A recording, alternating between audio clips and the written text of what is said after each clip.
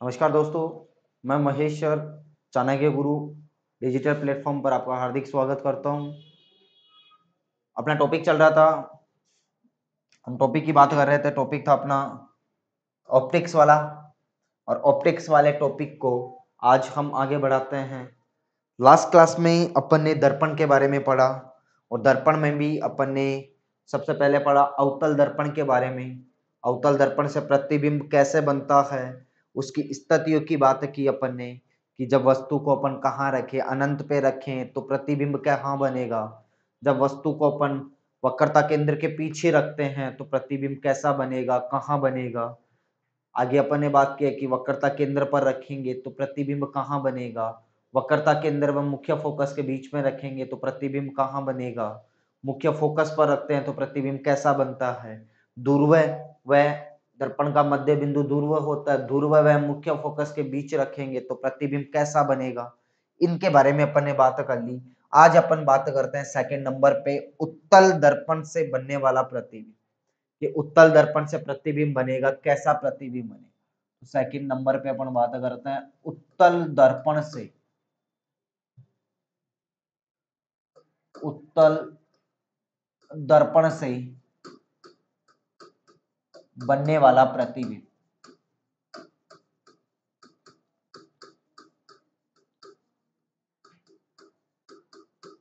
भाई उत्तल दर्पण से प्रतिबिंब का निर्माण करते हैं तो प्रतिबिंब दो स्थितियों में बनता है।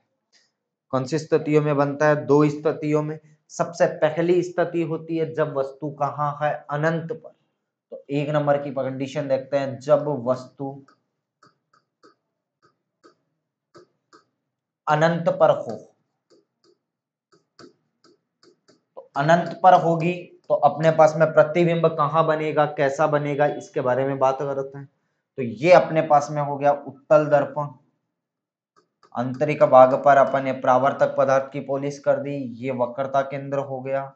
ये दर्पण का मध्य बिंदु ध्रुव हो गया। अब हम प्रकाश की किरण, इसको अपन कहते हैं मुख्य फोकस, जहां से परावर्तन के पश्चात प्रकाश की किरण परावर्तित होती है। ये हो गया अपने पास में दर्पण का वक्रता केंद्र। एक प्रकाश की किरण अपन आपतित करवा रहे हैं अनंत से, तो अनंत से प्रकाश की किरण आपतित करवाते हैं।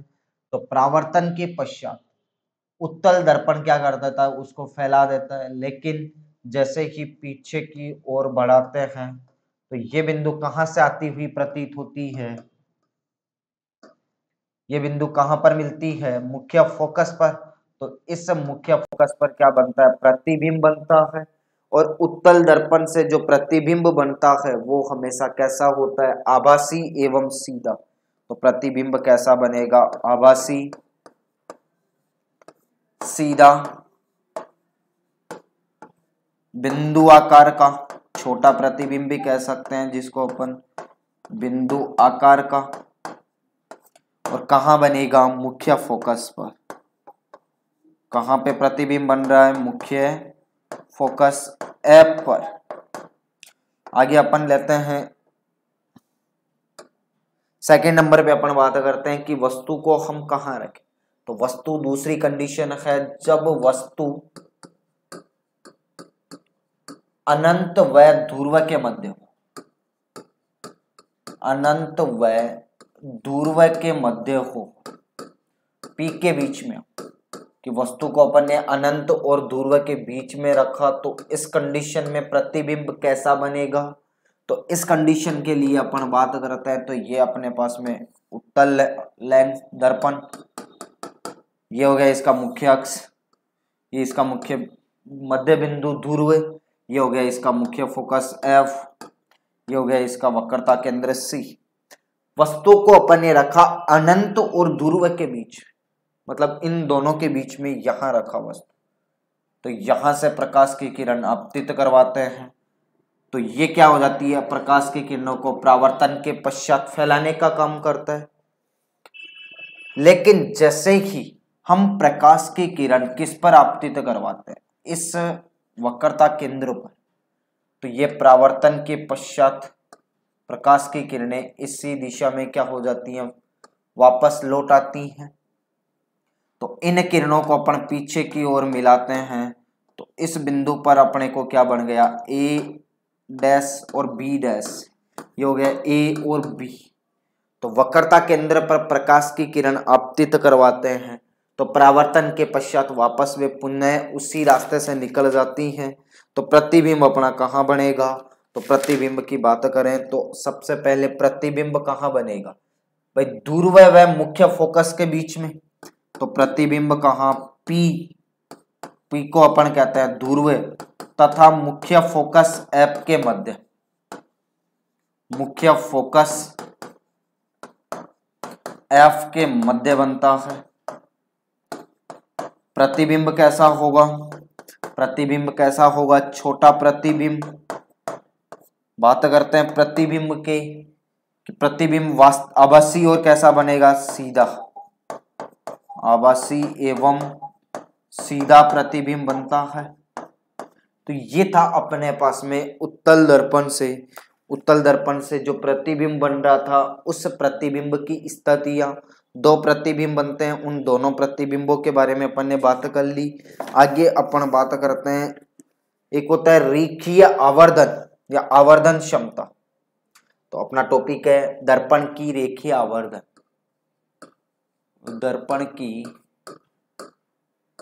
रेखीय आवर्धन।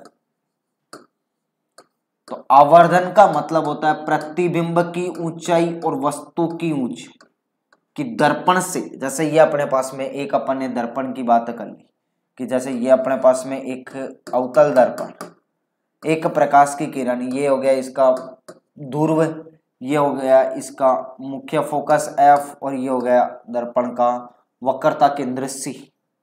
वस्तु अनंत पर रखी हुई है, यहां से प्रकाश की किरण आपतित करवाते हैं, तो वो परावर्तन के पश्चात किससे गुजरेगी, मुख्य फोकस से गुजरेगी।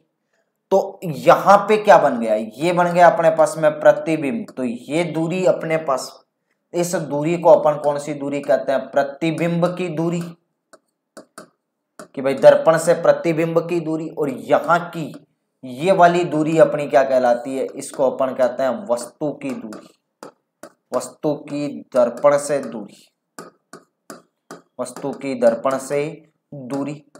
तो प्रतिबिंब की दूरी या प्रतिबिंब की ऊंचाई और वस्तु की ऊंचाई का जो अनुपात निकलता है उसको अपन क्या कहते हैं, रेखीय आवर्धन कहते हैं। तो प्रतिबिंब की ऊंचाई, तो रेखीय आवर्धन बराबर क्या होगा, तो प्रतिबिंब की ऊंचाई m से प्रदर्शित करते हैं, स्मॉल m से प्रदर्शित करते हैं, स्मॉल m। तो प्रतिबिंब की ऊंचाई बटे वे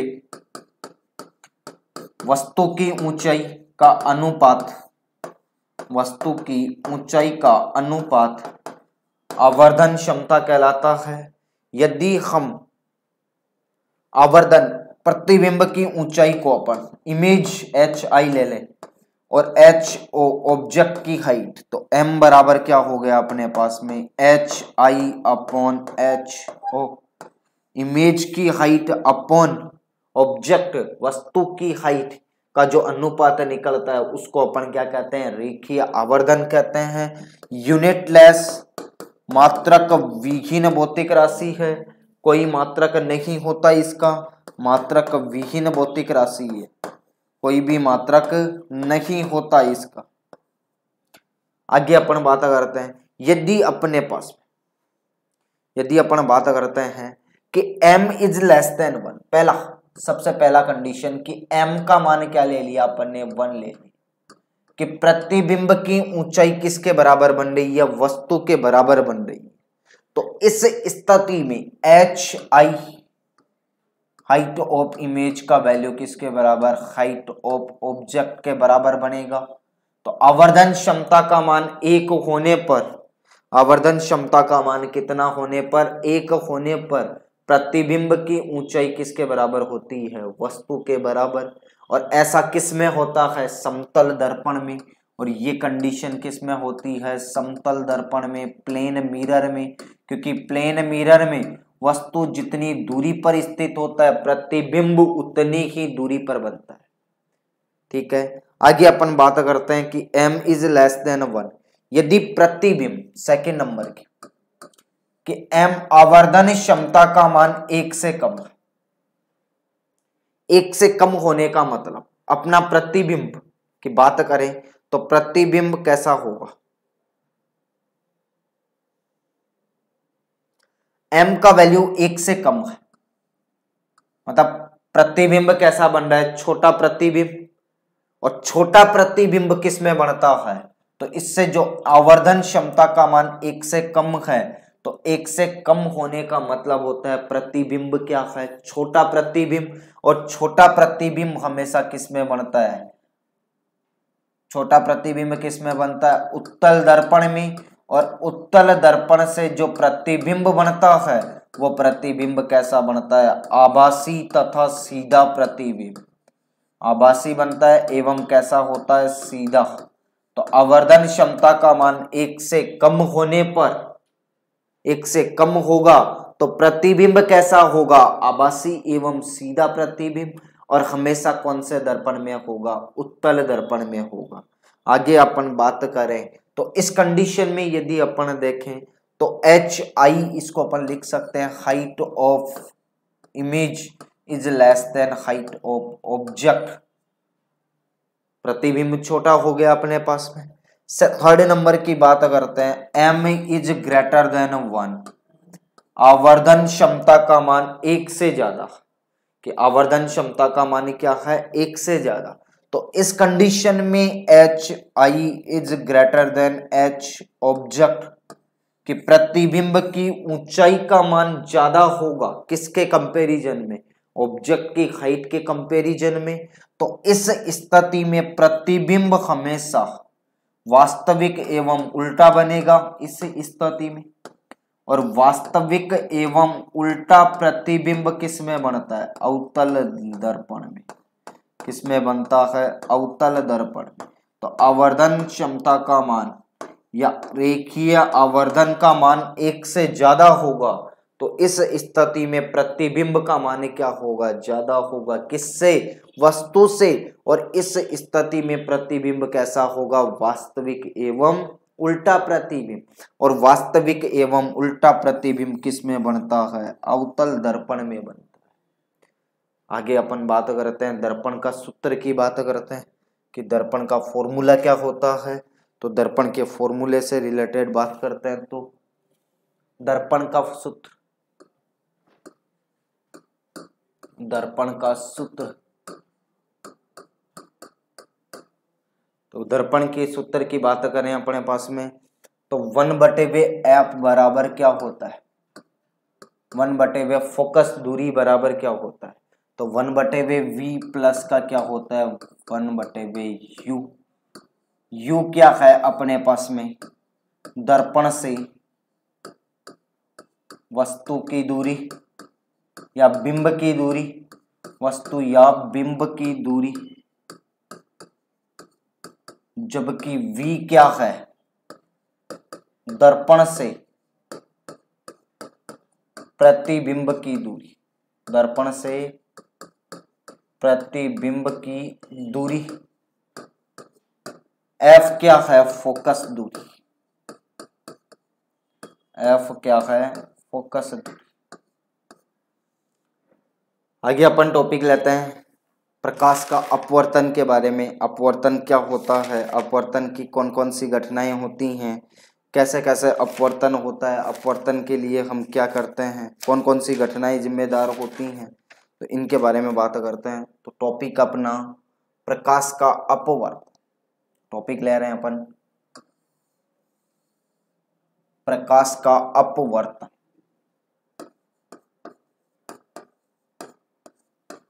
refraction of light, refraction of light,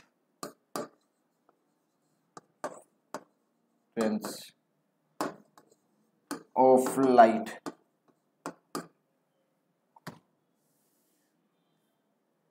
बात करते हैं अपन प्रकाश का अपवर्तन। तो अपवर्तन की बात करते हैं तो हमें पता है कि जब कोई प्रकाश की किरण का माध्यम बदलता है, जब माध्यम बदलता है तो माध्यम बदलने पर क्या बदलता है, प्रकाश की किरण का माध्यम बदलने पर क्या बदलता है, चाल व तरंग दैर्ध्य बदल जाता है। चाल का मान प्लस तरंग दैर्ध्य का मान तो क्या हो जाता है, बदल जाता है, लेकिन आवर्ती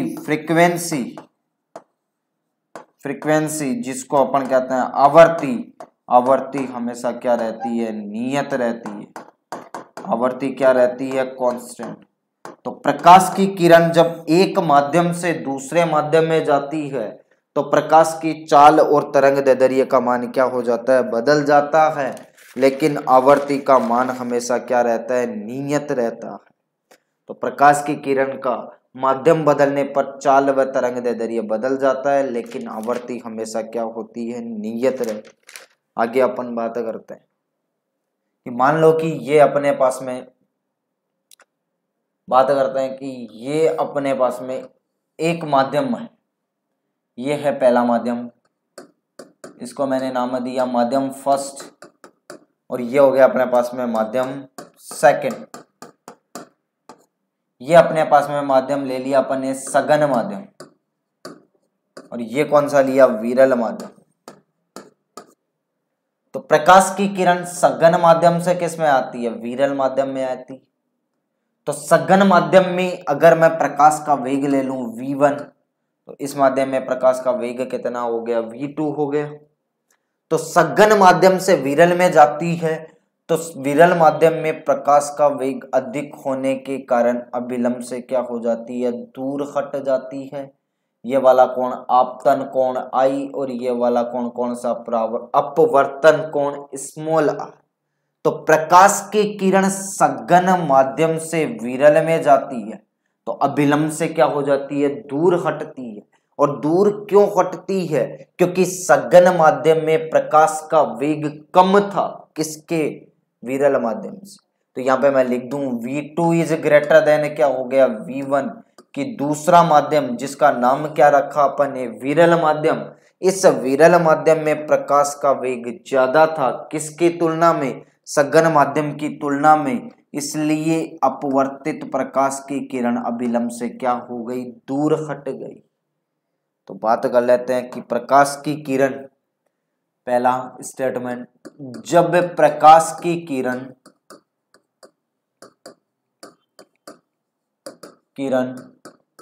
सघन माध्यम से विरल माध्यम में, सघन माध्यम से विरल माध्यम में गति करती है तो अभिलंब से दूर हट जाती है। तो क्या हो जाता है, अभिलंब से दूर हट जाती है। इस कंडीशन में अपन लिख सकते हैं v2 is greater than v1, कि विरल माध्यम का वेग ज्यादा होगा, किसके कंपैरिजन में, सघन माध्यम के कंपैरिजन में। तो बात करें अपन डायग्राम बना के देख सकते हैं। तो इस कंडीशन में अपने पास जो विरल माध्यम में जो कोण बन रहा है, जिसको अपन कौन सा कोण बोलते हैं, कोण r इज ग्रेटर देन क्या होगा, कोण I होगा। भाई विरल माध्यम में वेग बढ़ रहा है, तो वेग बढ़ेगा तो कोण r, जिसको अपन बोलते हैं अपवर्तन कोण, इस अपवर्तन कोण का मान ज्यादा होगा, किससे, आपतन कोण से। तो यहां पे हम लिख सकते हैं कोण I बराबर क्या है, आपतन कोण, और कोण R क्या है, अपवर्तन कोण। तो अपवर्तन कोण का मान ज्यादा होगा, किससे, आपतन कोण से। और प्रकाश की किरण किसमें, सघन माध्यम से विरल माध्यम में गति करती। आगे अपन बात करते हैं सेकंड स्टेटमेंट, कि प्रकाश की किरण, ये मान लो कि अपने पास में एक प्रकाश की किरण, ये वाला माध्यम ले लिया अपन ने विरल माध्यम, ये है विरल माध्यम, और इसको अपन ने ले लिया सघन माध्यम। प्रकाश की किरण विरल माध्यम से किस में आ रही है, सघन माध्यम। इसके विरल माध्यम में वेग ले लिया v1 और सघन माध्यम में वेग क्या ले लिया, v2। तो विरल से सघन में आती है तो अभिलंब की ओर झुक जाएगी। ये वाला कोण हो गया I कोण, और ये वाला कोण कौन सा हो गया, R कोण। तो प्रकाश की किरण जब विरल माध्यम से सघन में जाती है तो सघन से विरल से सघन में जाने पर प्रकाश की किरण अभिलंब की ओर क्या हो जाती है, झुक जाती है। तो इस कंडीशन में अपने पास में v1 का मान या विरल माध्यम में वेग ज्यादा होगा किसके कंपेरिजन, सघन माध्यम के वेग के कंपेरिजन में। तो हम लिख सकते हैं कि जब प्रकाश की किरण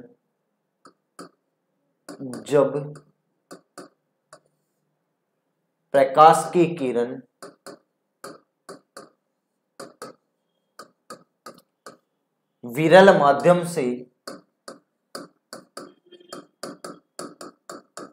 सघन माध्यम में गति करती है तो अभिलंब की ओर झुक जाती है। अपवर्तित किरण किधर झुक जाती है, अभिलंब की ओर झुक जाती है। तो इस कंडीशन में v1 इज ग्रेटर देन क्या होगा, v2।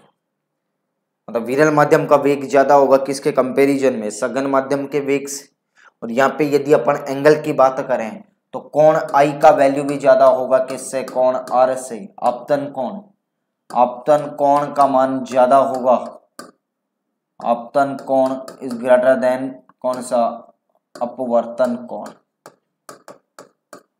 आपतन कोण का मान ज्यादा होगा किसके कंपैरिजन में, अपवर्तन कोण के कंपैरिजन। तो प्रकाश की किरण किससे, सघन से विरल में जाती है तो अभिलंब से दूर हटेगी, और अभिलंब से दूर हटेगी तो प्रकाश की तीव्रता का मान क्या होगा, बढ़ेगा। प्रकाश की तीव्रता बढ़ेगी तो वेग का मान भी क्या होगा, बढ़ेगा। और वेग बढ़ने पर प्रकाश की किरण अभिलंब से क्या हो जाती है, दूर हटती है। लेकिन प्रकाश की किरण जब सघन माध्यम से विरल माध्यम में जाती है, विरल माध्यम से किस में जाती है, सघन माध्यम में, तो विरल से सघन में जाने पर प्रकाश की किरण का वेग का मान क्या हो जाता है, कम हो जाता है। और इस स्थिति में वो सघन माध्यम में अभिलंब की ओर क्या हो जाती है, झुक जाती है। और इस घटना को हम प्रकाश का अपवर्तन कहते हैं। इस घटना को अपन क्या कहते हैं, प्रकाश का अपवर्तन। और अपवर्तन के लिए अपन बात करें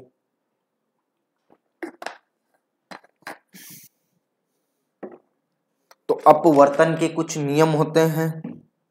उन नियमों की यदि अपन बात करते हैं तो प्रकाश का अपवर्तन का पहला नियम क्या कहता है कि प्रकाश के अपवर्तन में आपतित किरण, परावर्तित किरण तथा अभिलंब। आपतित किरण, भाई ये वाली किरण कौन सी, आपतित किरण कहते हैं इसको। ये वाली किरण कौन सी, अपवर्तित किरण। इसको अपन कौन सी किरण कहते हैं, अपवर्तित किरण। प्रकाश के अपवर्तन में आपतित किरण, अपवर्तित किरण दोनों अलग अलग तल में स्थित होते हैं, या एक ही समतल में, एक ही प्लेन में क्या होती हैं, स्थित होती हैं। तो पहला नियम अपन लिख सकते हैं कि प्रकाश के नियम, रूल, दो नियम होते हैं। पहला नियम क्या कहता है, प्रकाश के अपवर्तन में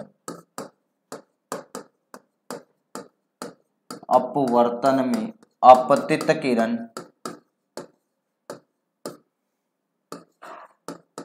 कोमा अपवर्तित किरण दोनों एक ही तल में स्थित होती है।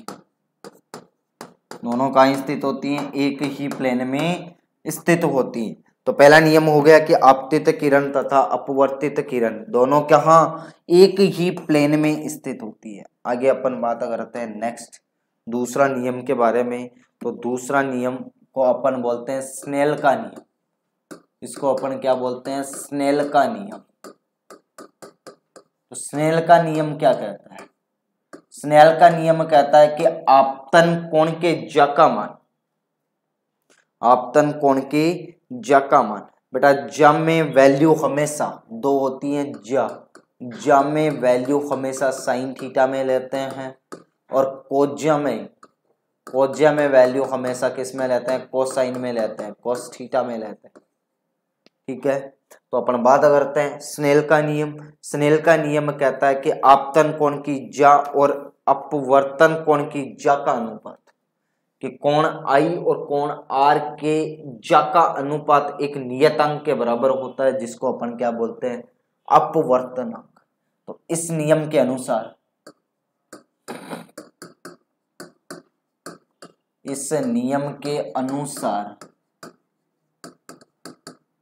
आपतन कोण के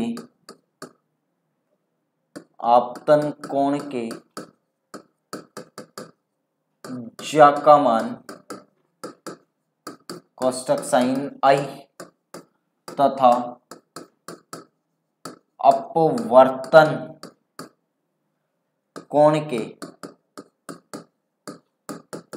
ज्या का अनुपात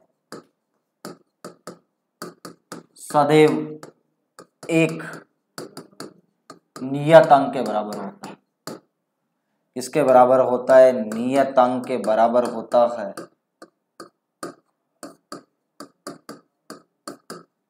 जिसे अपन क्या कहते हैं, अपवर्तनांक कहते हैं। तो sine i upon sine r बराबर क्या होता है, म्यू, और इस म्यू को अपन क्या बोलते हैं, कांस्टेंट, और इसको ही अपन क्या कहते हैं, अपवर्तनांक। इसको ही अपन क्या कहते हैं, अपवर्तनांक कहते हैं। बहुत इंपॉर्टेंट आता है ये। तो अब अपन बात करें कि अपवर्तनांक किसे कहते हैं या निरपेक्ष अपवर्तनांक क्या होता है। तो निरपेक्ष अपवर्तनांक की बात करें, निरपेक्ष अपवर्तनांक की बात करें तो म्यू से प्रदर्शित करते हैं। तो म्यू बराबर क्या होता है, निर्वात में प्रकाश की चाल। भाई निर्वात में प्रकाश का वेग कितना होगा, तो निर्वात में प्रकाश की चाल, निर्वात में प्रकाश की चाल बटे वे किसी अन्य माध्यम में प्रकाश की चाल, किसी अन्य माध्यम में प्रकाश की चाल अनुपात निकलता है, वो किसके बराबर होता है, निरपेक्ष अपवर्तनांक के बराबर होता है। इसको अपन लिखे तो म्यू बराबर सी अपॉन एच, या म्यू बराबर सी अपॉन सी नॉट भी लिख सकते हैं। मात्रक विहीन भौतिक राशि है, इसका कोई मात्रक नहीं होता। कैसी भौतिक राशि है, मात्रक विहीन भौतिक राशि। जल के अगर अपन अपवर्तनांक की बात करें तो जल का अपवर्तनांक 1.33 होता है, जबकि हीरे की बात करें तो हीरे के अपवर्तनांक का मान होता है 2.42। कितना होता है, 2.42 होता है। आगे अपन बात करें कि क्राउन कांच, तो क्राउन कांच का अपवर्तनांक, क्राउन कांच का जो अपवर्तनांक होता है वो होता है 1.52 होता है।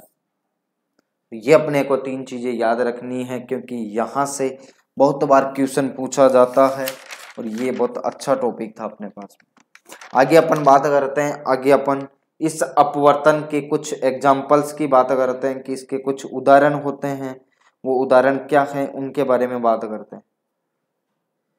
तो इसके कुछ उदाहरण है, तो सबसे पहले अपन बात करते हैं कि इसके कुछ वायुमंडलीय एग्जाम्पल हैं। तो वायुमंडलीय एग्जाम्पल की अपन बात करते हैं।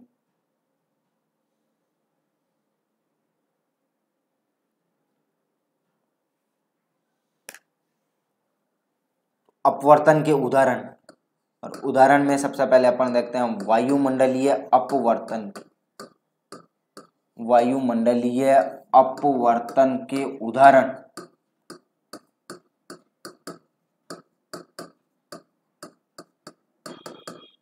तो सबसे पहला अपन बात करें तारों का टिमटिमाना। तारे टिमटिमाते हैं, वायुमंडलीय घटना है। कैसी घटना है, वायुमंडलीय घटना। तो वायुमंडलीय अपवर्तन के कारण तारे क्या होते हैं, टिमटिमाते हैं।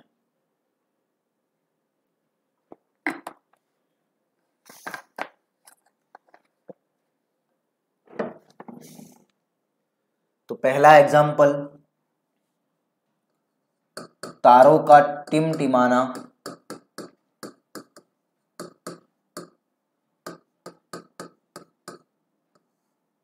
किसके कारण होता है? वायुमंडलीय अपवर्तन के कारण। सेकंड नंबर की यदि अपन बात करते हैं तो तारों का अपनी वास्तविक स्थिति, तारे होते हैं अपनी वास्तविक स्थिति से अलग दिखाई देते हैं, किसके कारण? वायुमंडलीय अपवर्तन के कारण। क्योंकि तारों को अपन देखते हैं तो माध्यम परिवर्तित होता है, माध्यम बदलता है तो प्रकाश का वेग का मान और तरंग दैर्ध्य क्या हो जाता है? बदल जाता है।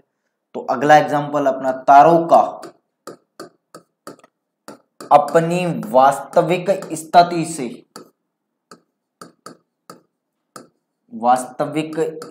से अलग दिखाई देना।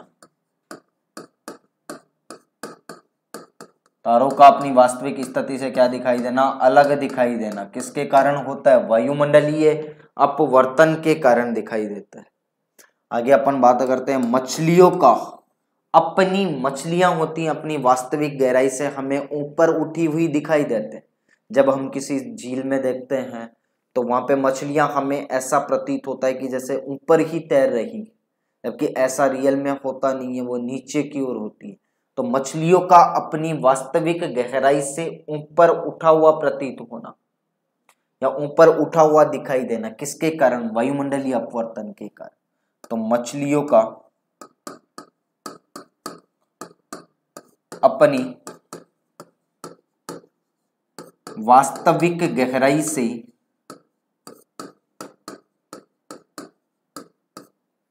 ऊपर दिखाई देना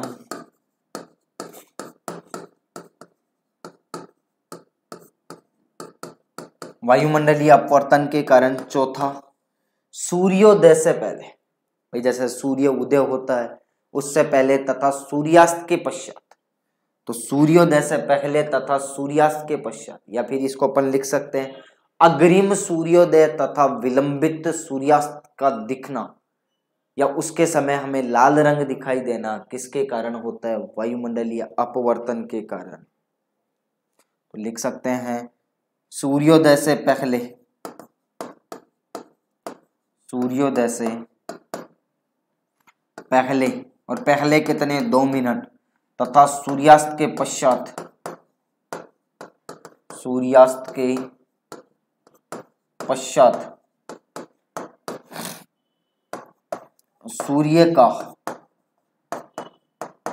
लाल रंग का दिखाई देना,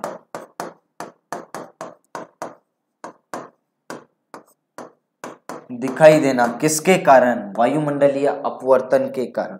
और कितने मिनट के लिए दिखाई देता है? 2 मिनट के लिए। कितने मिनट के लिए? 2 मिनट के लिए दिखाई देता है। किसके कारण होता है? वायुमंडलीय अपवर्तन के कारण होता है। आगे अपन बात करते हैं इसके कुछ जनरल एग्जांपल्स की। तो इसका पहला एग्जांपल्स की यदि अपन बात करें तो पहला एग्जांपल क्या होगा? पानी में रखी हुई पेंसिल का या पानी में रखे हुए सिक्के का उठा हुआ दिखाई देना। पानी में रखे हुए सिक्के का उठा हुआ दिखाई देना, किसके कारण? अपवर्तन के कारण। लेकिन वो वायुमंडलीय अपवर्तन के कारण नहीं होता। तो एग्जाम्पल देख सकते हैं, पानी में पड़े हुए सिक्के का ऊपर उठा हुआ दिखाई देना,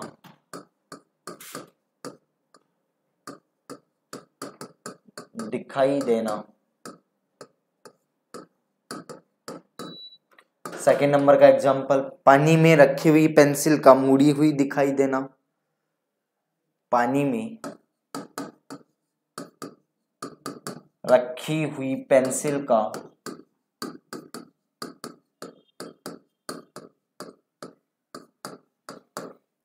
मुड़ी हुई दिखाई देना।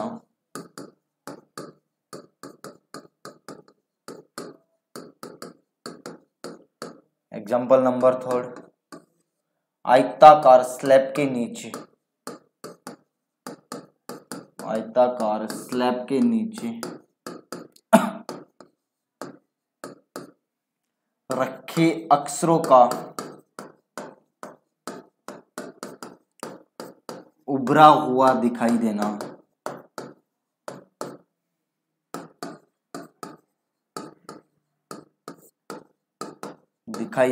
अपवर्तन के कारण होता है।